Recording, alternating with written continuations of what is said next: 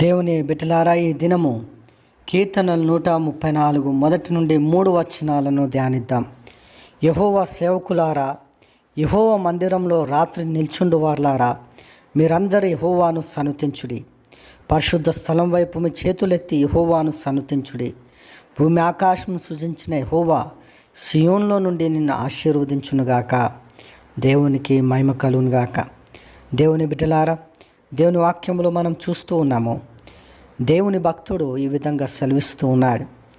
సేవకులను, మందిరంలో రాత్రి నిల్చుండు వారిని ఆయన మనవి చేస్తూ ఉన్నాడు. ఏంటంటే, మీరందరూ యెహోవాను సన్నుతించుడి, యెహోవాను స్తుతించుడి అని అంటూ ఉన్నాడు.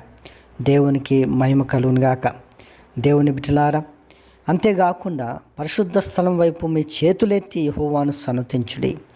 పరిశుద్ధ స్థలం వైపు మరి చేతులెత్తి యెహోవాను స్తుతించుడి అని వాక్యము సెలవిస్తూ ఉంది. దేవుని యొక్క వాక్యంలో మనం చూస్తూ ఉన్నాం. ఎందుకు మరి దేవుని సన్నుతించాలి, ఎందుకు దేవుని స్తుతించాలి అని మనం చూసినట్లయితే, భూమి ఆకాశం సృజించిన యెహోవా సియోన్లో నుండి నిన్ను ఆశీర్వదించునుగాక. దేవునికి మహిమ కలుగునుగాక. దేవుని యొక్క ఆశీర్వాదం పొందుటకు, దేవుని యొక్క దీవెన పొందుటకు దేవుని బిడ్డలారా, మరి దేవుని వైపు చేతులెత్తి దేవుని స్తుతించాలి, దేవుని మహిమపరచాలి అని మనం చూస్తూ ఉన్నాం. దేవుని స్తుతించుట ద్వారా అనేకమైన కార్యములు దేవుని బిడ్డలారా జరుగుతూ ఉన్నాయి. అనేకమైన కార్యములతో దేవుడు ఆశీర్వదిస్తూ ఉన్నాడు. పౌలు శిలలు చెరసాల్లో ఉండి దేవునికి కీర్తనలు పాడుచుండిరి. అప్పుడు మరి అకస్మాత్తుగా భూకంపం వచ్చేసి అక్కడ వారు విడుదల పొందినరు. అంతేకాకుండా సేనాధిపతి వారి కుటుంబం రక్షింపబడినట్టుగా మనం చూస్తాం.